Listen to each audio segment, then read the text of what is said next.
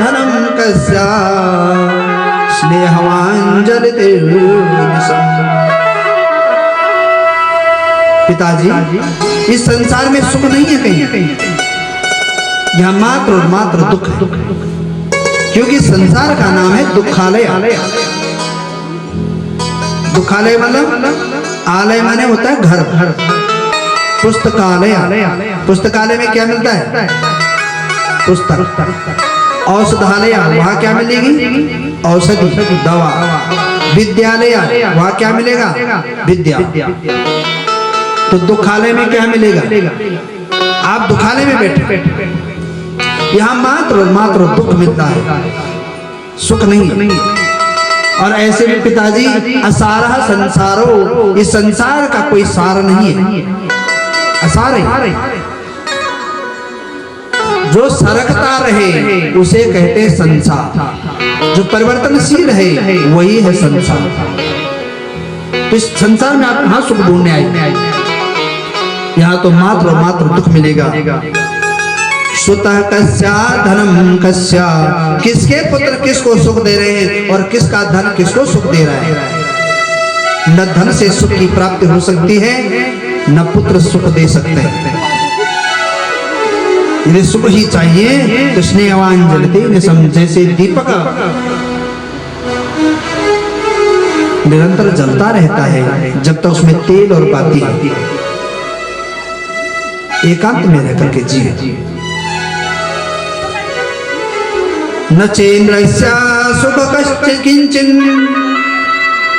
न सुख चक्रवर्तिनः, सुखमस्ति विरक्तस्य मुनिरेकांत जीवनः।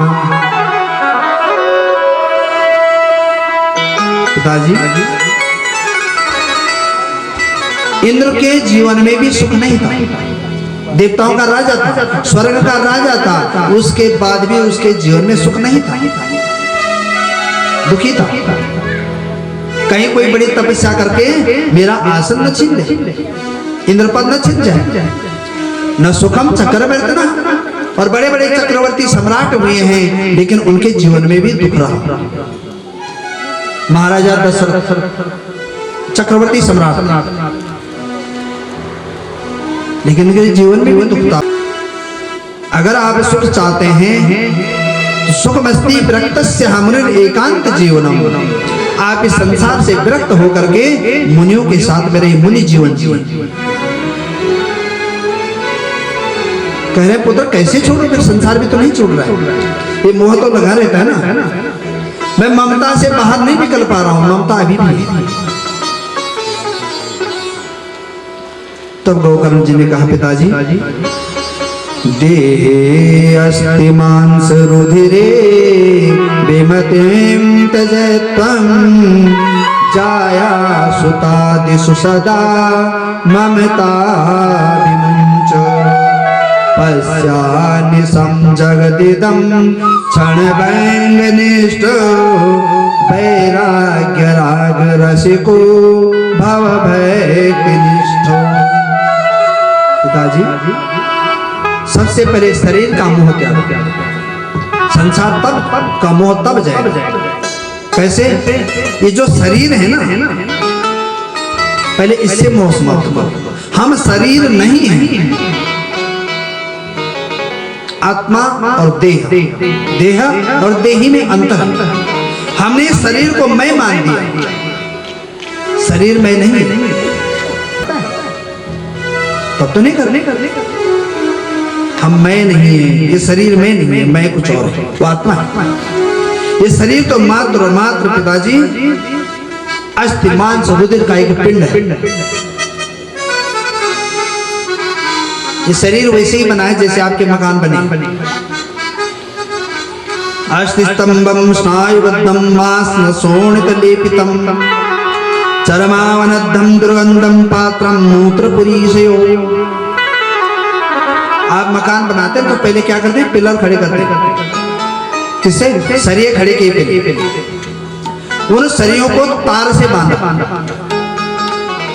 फिर उसके अंदर सीमेंट, डस्ट, रोड़ी वोड़ी सब भरा, फिर 1 मंजिल 2 मंजिल 3 मंजिल 6 मंजिल खड़ा किया, फिर बाहर से प्लास्टर और उसके बाद पेंट। ऐसे बनता मकान। हमारे यहाँ ऐसे बनता, आप जाने हमारे यहाँ ऐसे बनते। ऐसे ये शरीर भी बना हुआ है, ये हड्डी रूपी सरिये हैं, हड्डियों को सरिया माना और नस रूपी तारों से इसको बांधा गया। ये तार नस बांधी। फिर उसके बाद वो जो रोड़ी डस्ट डालते ना, इसी पे भी ये मांस लगा दिया, फिर चमड़ी प्लास्टर कर दिया, फिर पेंट किसी को गोरा, किसी को काला, किसी को हरा, किसी को भूरा, अलग अलग रंग की बना दी। आज भी नहीं हरे, मुझे पता है, तोता नहीं हरा, वो भी तो बना है। आप लोग सोचेंगे हरा आदमी तो होता ही नहीं, तोते के लिए बोलो, उसका भी शरीर ऐसे ही बना जैसे हमारे मकान बना। अंतर यहाँ है कि मकान हम अपने रहने के लिए बनाते हैं और उसके अंदर हम रहते हैं। और हमने इस शरीर से तो हमको होकर कि इसके अंदर क्या है। मकान को हम रोज सफाई करते रहते हैं, पोछा उछा गंगा जल गोमूत्र खूब छींटे मारो, लेकिन इसके अंदर क्या है। पात्रम मूत्र पुरीशो, इसके अंदर मल और मूत्र के सिवाय कुछ नहीं है। मल मूत्र का बर्तन है ये, तो इस मल और मूत्र के बर्तन से इतना मोह न रखें। जितना मोह हमने इस मल मूत्र के पात्र में रखा हुआ है, इस मोह को गोविंद में लगाए, इस मन को परमात्मा के चरणों में लगाए। और जब हम ऐसा कर देंगे तो जाया सुता दिशु सदा ममता विमुंच। जाया माने स्त्री, फिर पुत्र, बंधु बांधव, सखा मित्र, फिर इनसे कहाँ ममता रहेगी। जब इसी से मोह नहीं रहेगा तो किसी से कहाँ रहेगी।